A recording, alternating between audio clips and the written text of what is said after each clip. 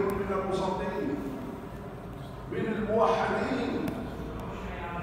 يا أخي أنت في بيت الله، يا أخي بيت الله فيه نظامه، فيه أدب، فيه احترامه.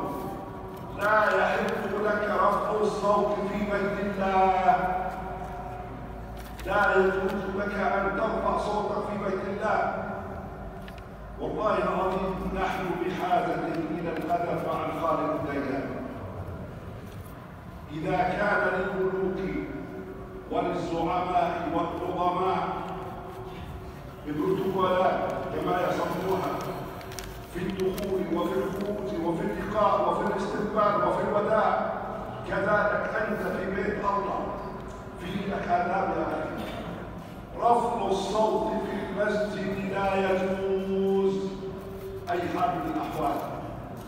أن تشوش على إخوانك، على أحبابك، على الناس اللي جايين مشان يعترفوا، مشان يسألوه، مشان يقوموا، مشان يطلبوا منه إنه يرفع الغضب، يرفع المقت، يرفع الوضع اللي بنعيش فيه. فخلينا في بيوت الله نكون في الصورة الصحيحة.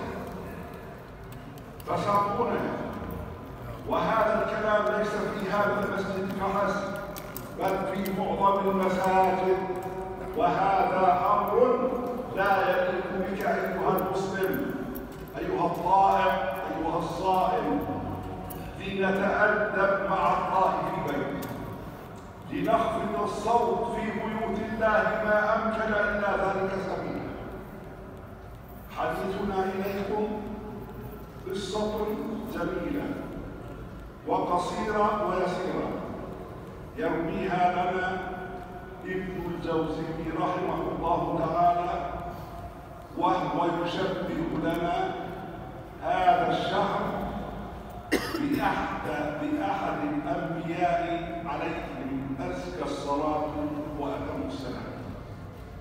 إنه نبي الله يوسف عليه وعلى نبينا أزكى الصلاة والسلام. هذا الرجل وهذا النبي الكريم ابن الكريم هو النبي الوحيد الذي نزلت فيه سورة كاملة في سيرته العطرة.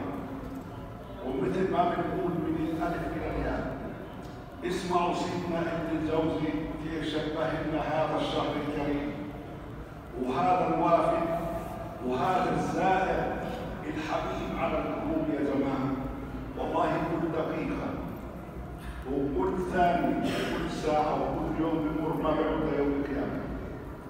فالأصل فينا أن نغتنم هذه الأوقات. ألم نسمع بقول حبيبنا صلوات ربي وسلامه عليه: اغتنم خمسا قبل خمس. فإذا لم نغتنم هذه الأوقات ضاعت وذهبت سدى دون أن نستثمرها لتكون